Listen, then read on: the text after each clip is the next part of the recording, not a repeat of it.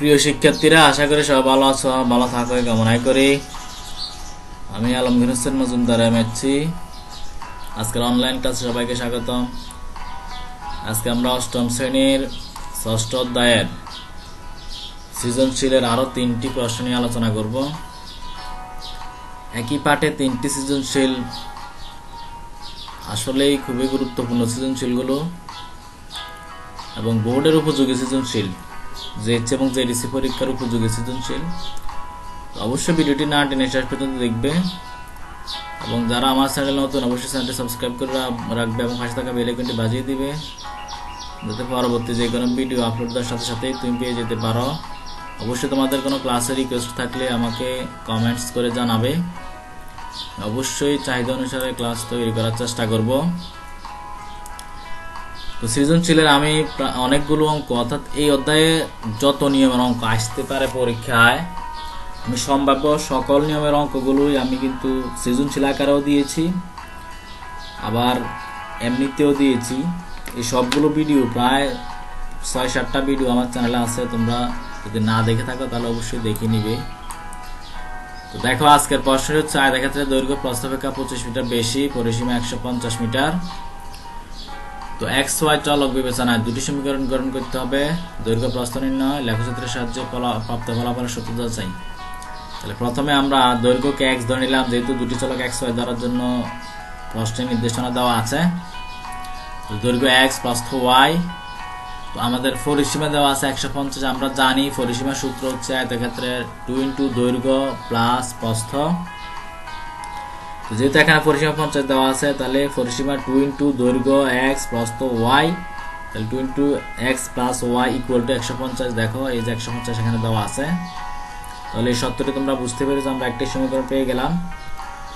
আর একটি সত্য ছিল দৈর্ঘ্য প্রস্থ অপেক্ষা 25 মিটার বেশি। তো দৈর্ঘ্য প্রস্থ অপেক্ষা 25 মিটার বেশি হলে প্রস্থ 25 মিটার কম। দৈর্ঘ্য 25 মিটার বেশি হচ্ছে প্রস্থ 25 মিটার কম। এটাকে অন্যভাবে সাজানো যাবে, আমি এভাবে সাজিয়েছি। যেহেতু এই বিষয়টা একটু খেয়াল করো, দৈর্ঘ্য প্রস্থ থেকে 25 মিটার বেশি, তাহলে প্রস্থ 25 মিটার কম। তো প্রস্থ 25 মিটার কম হলে দেখো দৈর্ঘ্য থেকে 25 মিটার বাদ যাবে, তাহলে y ইকুয়াল টু হচ্ছে x মাইনাস 25। অর্থাৎ দৈর্ঘ্য থেকে 25 মিটার বাদ দিলে y এর মান পেয়ে যাব আমরা। তাহলে এই যে আরো একটি সমীকরণ আমরা পেয়ে গেলাম। এই প্রশ্নটা দৈর্ঘ্য প্রস্থ থেকে 25 মিটার বেশি না এসে প্রস্থ দৈর্ঘ্য অপেক্ষা 25 মিটার কম এভাবেও আসতে পারে, অথবা দৈর্ঘ্যের 3 গুণ অপেক্ষা প্রস্থ 20 মিটার কম, 5 মিটার কম এই জাতীয় আসতে পারে। যেভাবে আসুক, তোমরা একটু ঠান্ডা মাথায় কিন্তু সত্যটা ভালোভাবে বুঝে তারপরে এই ইকুয়েশন গুলা তৈরি করতে হবে। ইকুয়েশন তৈরি করাই কিন্তু আসল কাজ। বাকি কাজটা তোমরা সমাধান যারা অবশ্যই আগে প্র্যাকটিস করেছো অবশ্যই তোমরা পারবে। তো দেখো, আমরা দৈর্ঘ্য প্রস্থ নির্ণয় করার চেষ্টা করবো। যেহেতু দুটি সমীকরণ আমি পেয়ে গেলাম, ভালোভাবে আবার বোঝার চেষ্টা করো। যেহেতু পরিসীমা 150, তাহলে পরিসীমার সূত্র হচ্ছে 2 দৈর্ঘ্য প্লাস প্রস্থ, অর্থাৎ X plus Y equal to 150। আর দৈর্ঘ্য প্রস্থ অপেক্ষা 25 মিটার বেশি, অর্থাৎ প্রস্থ দৈর্ঘ্য অপেক্ষা 25 মিটার কম। তাহলে দৈর্ঘ্য অপেক্ষা 25 মিটার কম, এটা হচ্ছে প্রস্থের সমান। তাহলে আমরা দুটি সমীকরণ এই যে খতে নিয়ে যাব, ওখানে নিয়ে আমরা সমাধান করেই কিন্তু আমরা এক্স এর মান পেয়ে যাব। দেখো, আমি সমীকরণগুলো লিখিনি, যেহেতু আমার সামনেই আছে। তোমরা লিখবে ক হতে প্রাপ্ত এই দুটি সমীকরণ লিখে 1 নং 2 নং দিয়ে তারপরে এই কাজগুলো করবে। 1 নং ওয়াই এর মান বসিয়ে, যেহেতু এখানে ওয়াই এর মান অলরেডি আলাদা করাই আছে, তো ওয়াই এর মানটা আমরা 1 নং এ বসিয়ে দিতে পারি।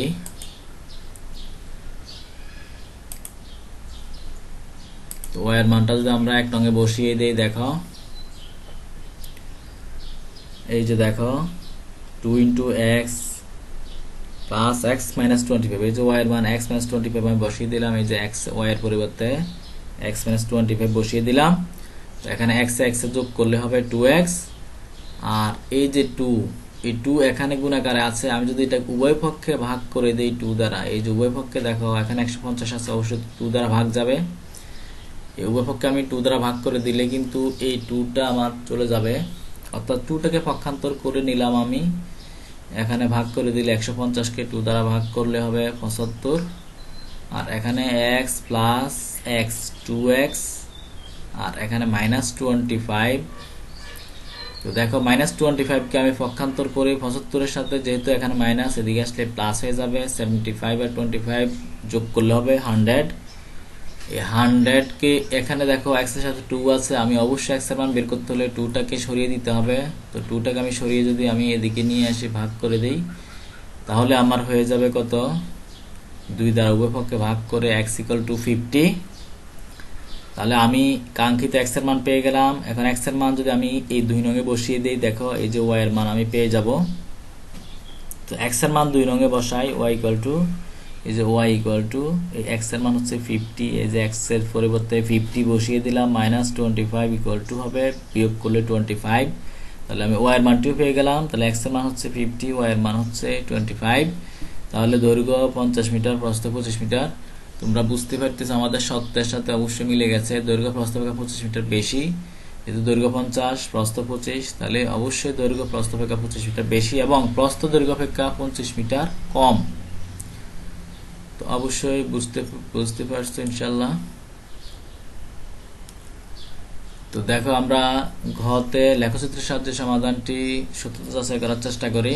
আমি দুটি সমীকরণ নিয়ে আসলাম, 20x + y = 150, x + 25 = y। এখন x এর কতগুলো বাস্তব মানের জন্য আমরা y এর বাস্তব মান সারণী তৈরি করি। তো লেখচিত্রের অনেকগুলো সমাধান আমি দেখিয়েছি, তোমরা অবশ্যই ক্লাসগুলো করেছ।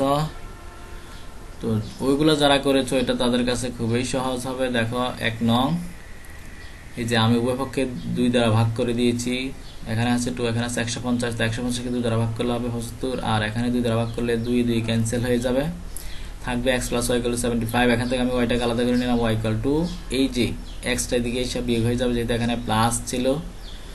তো আমি দেখো ও x এর মান যদি 50 বসাই, তাহলে y এর মান পেয়ে যাব এই যে 75 - 50 25।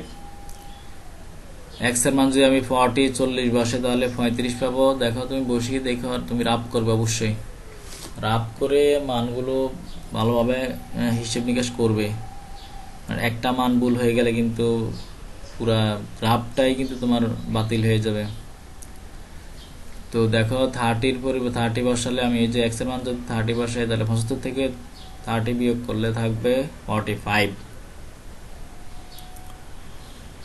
তো অবশ্যই এটা বুঝতে পারছো। অনুরূপভাবে আমরা 2 নং এ y = x - 25 পেয়ে গেলাম। দেখো x - 25, এখান থেকে এই যে x এর মান 50 বসালে 25, 30 বসালে 5, আর 35 বসালে 10। তো অবশ্যই বুঝতে পারছো। এখানে যে প্রবলেমটা ফেস করতে পারো তোমরা, যে এই যে সংখ্যাগুলো অনেক বড় বড়, যেগুলো গ্রাফ পেপারে বসাইতে গেলে অনেক লম্বা গ্রাফ পেপার লাগবে। তো এই ক্ষেত্রে আরো একটা বুদ্ধি আছে, সেটা হচ্ছে যে এই ক্ষেত্রে 5 এককের জন্য গ্রাফ পেপারের 1 বর্গঘর বিবেচনা করে গ্রাফ অঙ্কন করি।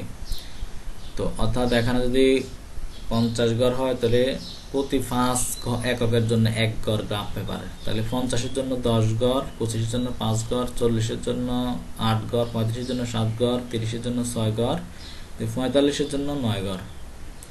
তাহলে প্রতি 5 এর জন্য গ্রাফ পেপারের 1 ঘর। তো অবশ্যই এই বিষয়টা তোমরা বুঝতে পারছো। এভাবে না ধরেও তুমি করতে পারবে, তবে এক্ষেত্রে গ্রাফটা একটু লম্বা হবে, ফুল ফিসটার মধ্যে করতে হবে আর কি। 50 ঘর যেহেতু, 25 ঘর, 40 ঘর, এগুলো যেহেতু আছে, অনেক লম্বা গ্রাফ পেপারে তুমি নিজেও করতে পারবে, আবার এইভাবেও করা যাবে। তো দেখো আমরা বিন্দুগুলো নিয়েছি 50 25, 40 35, 35 45, আবার 50 25, 35 5, 35 10। দেখো এই যে বিন্দুগুলো, এই বিন্দুগুলো 50 25, 40 35, 30 45, 50 25, 35, 35 10, এই বিন্দুগুলো আমরা এখানে নিয়েছি। এখানে আমরা গ্রাফ পেপার অঙ্কন করার চেষ্টা করে। দেখো এটা গ্রাফ পেপার, এই হচ্ছে মাঝ বরাবর দুটি অক্ষ কল্পনা করে নিলাম, x অক্ষ y অক্ষ। এই আমরা জানি এটা মূল বিন্দু, এই বিন্দুগুলো এখন আমরা বসিয়ে দেব। দেখো এই যে 50, এই যে 50-র জন্য আমরা বলেছিলাম যে 5 ঘরের জন্য, 5 এককের জন্য এখানে 1 ঘর, অর্থাৎ এই যে এখানে 5 ঘর হলে এখানে হবে এই যে 1 ঘর, তাহলে 50-এর জন্য 10 ঘর। তো 10 ঘর তুমি চলে আসো এখানে, তাহলে x এর মান যেহেতু +50, তাহলে এই যে মূল বিন্দু থেকে x এর মান এই ডান দিকে 50-এর জন্য 10 ঘর যাবে, যেহেতু আমি উল্লেখ করে দিয়েছি 5 ঘরের জন্য 5 এককের জন্য 1 ঘর, তাহলে দেখো 50-এর জন্য 10 ঘর, এই গুণে নাও 1 2 3 4 5 6 7 8 9 10 এভাবে। আর ওয়াই হচ্ছে 25-এর জন্য 5 ঘর, এই দেখো বিন্দুটি, এই যে একটা বিন্দু আমরা পেয়ে গেলাম। অনুরূপভাবে 40-এর জন্য 8 ঘর, 35-এর জন্য 7 ঘর, এই যে 8 ঘর 7 ঘর। অনুরূপভাবে 30-এর জন্য 6 ঘর, 45-এর জন্য 9 ঘর। দেখো এই আমরা 3টি বিন্দু পেয়ে গেলাম। দেখো এগুলো সরল রেখায় আছে কিনা, অবশ্যই আছে। আবার দেখো 50 25, এই যে 50 25 আমরা পেয়ে গেলাম। 30-এর জন্য 6 ঘর আর 5-এর জন্য 1 ঘর। দেখো এই যে 6 ঘর 1 ঘর। অনুরূপভাবে 35-এর জন্য 7 ঘর আর 10-এর জন্য হচ্ছে 2 ঘর। দেখো এই যে 7 ঘর 2 ঘর। দেখো এটাও একটা সরল রেখা হবে। আমরা রেখাগুলো অঙ্কন করার চেষ্টা করি। দেখো এটা একটা রেখা, এটা আরেকটা রেখা। এই দুটি রেখা দেখো মিলিত হয়েছে কিনা, এই নির্দিষ্ট বিন্দুতে মিলিত হয়েছে। যেহেতু আমাদের এটার সমাধানের একটা বিন্দু ছিল 50 এবং এই যে 50 25, তাহলে বিন্দুগুলো গ্রাফ পেপারে আমরা বসিয়ে দুটি সরল রেখা পেয়ে গেলাম। রেখা দুটি 50 25 বিন্দুতে মিলিত হয়েছে। সমাধান 50 25। অবশ্যই বুঝতে পারছো ইনশাল্লাহ। একক কাজ দেখো, এটা রাজশাহী বোর্ড 2018-তে এসেছিল।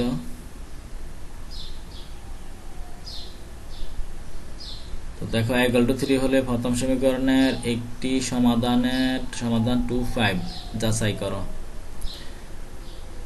এটা আমি এখানে একটু হিন্ট দেওয়ার চেষ্টা করেছি।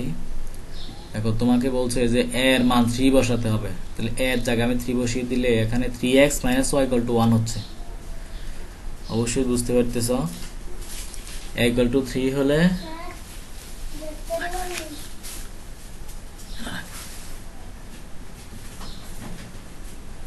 তো দেখো আমি যখন 3 বসিয়ে দিলাম তখন কিন্তু এটা হয়ে গেল 3x - y = 1।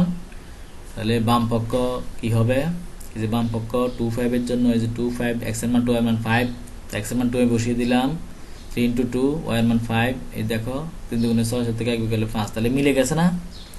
তাহলে যাচাই হয়ে গেল। তুমি অনুরূপভাবে এটাকে সমাধান করে নিবা, অপনয়ন পদ্ধতি বা প্রতিস্থাপন পদ্ধতি যে কোনো পদ্ধতি সমাধান করে নিবে। তো এরপরে দেখো a = 2 বসালে, তো a = 2 বসালে এখানে হবে 2x - y = 1 আর এখানে হবে x + 2y = 8। তো দুটি সমীকরণ তুমি পেয়ে যাবে। এই দুটি সমীকরণকে লেখচিত্রের সাহায্যে সমাধান করে ফেলবে। আমরা একটু আগে যেটা করে দেখিয়েছি। খুবই গুরুত্বপূর্ণ প্রশ্ন, একটু ঘুরানো প্রশ্ন, যদিও আশা করি বুঝতে পেরেছ।